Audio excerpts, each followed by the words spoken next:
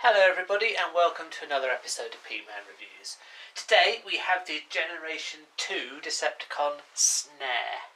Now Snare was one of the series of jets along with people like Talon, who I've reviewed ages ago, and also the ground-based ICBM tank, whose name totally escapes me at the moment, which I also reviewed a while ago as well. So they're part of the Predators. Now, the gimmick with the G2 Predator planes is that they all have luminous eyes and luminous cockpits, as shown on here. And the idea as well is the fact that they flip down and you can put them in the big guys' ICBM or in Skyquake viewfinder, and you can look through and see the targets.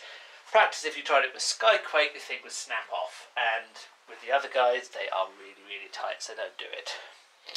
Now, the viewfinder on this is right at the rear of the plane, surprisingly, so you have to just move these down here.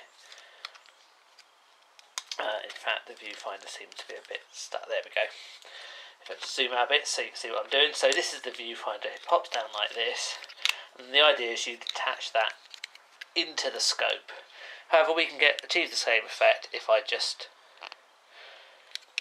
going to have to hold it up to the light and rotate the camera up, so bear with me a second on this if you can't see anything. There we go. And as you can see, it shows that you're doing a targeting in on, I believe, that would be, it's not Turbo, is it Turbo Master? Thunderclash, that's it. I'm pretty sure that's doing a zoom in on Thunderclash. Actually, it looks quite cartoony. Most of the others are a little bit more technical than that, but it's pretty good, isn't it? It was, however, just a gimmick. Let's face it, you couldn't do that too often, all the thing would snap off.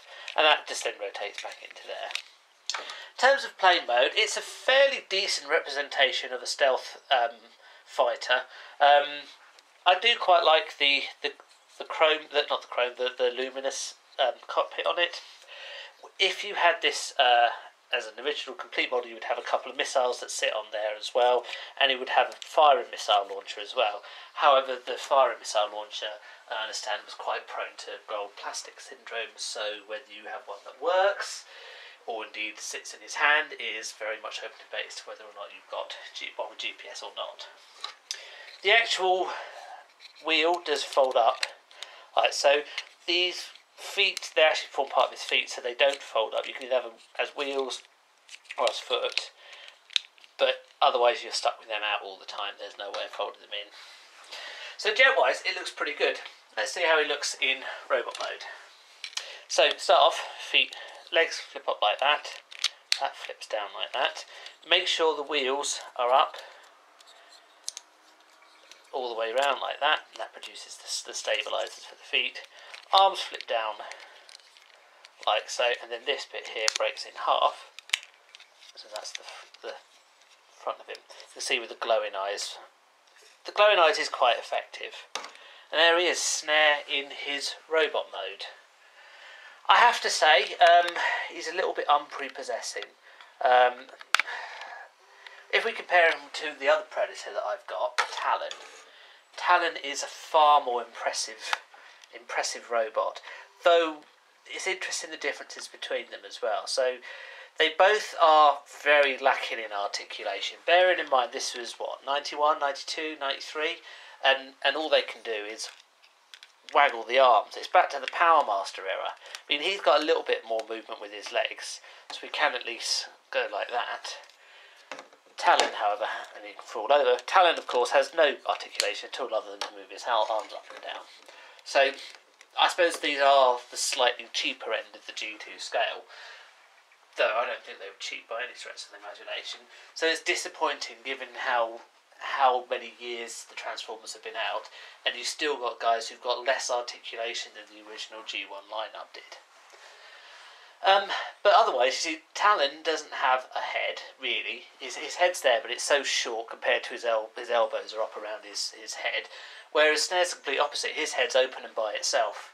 I think a lot of the problems are, for poor old Snare, so that Talon does have obvious chest paneling detailing here, whereas Talon doesn't, and that's because of the different ways. Sorry, Snare doesn't, and that's because of the different ways they transform. So all of the jet part for Talon is on the back, whereas for Snare it's on the front and the back. So there's not really any place for robots. Detail only. That said, it's by no stretch of the imagination a bad robot at all. Pretty small, severely lacking in articulation, but it's very easy to transform, and say it's not a bad product. That said, I'd prefer Talon and the purple guy, who I don't have now. I did when I was a kid, but he was very similar to Talon in terms of transformation. So I think Snare is probably not as good as those two guys. But he's not a bad toy by any stretch of the imagination. He just feels like they didn't really put a lot of effort into making, especially with the articulation or lack of articulation. As I said, the glowing eyes is good, and it does crop up every now and again, even in modern Transformers. So it's nice to see it starting off here. Thank you very much for watching. Please do leave any comments and click and subscribe, and I will see you on the next review. Thank you. Goodbye.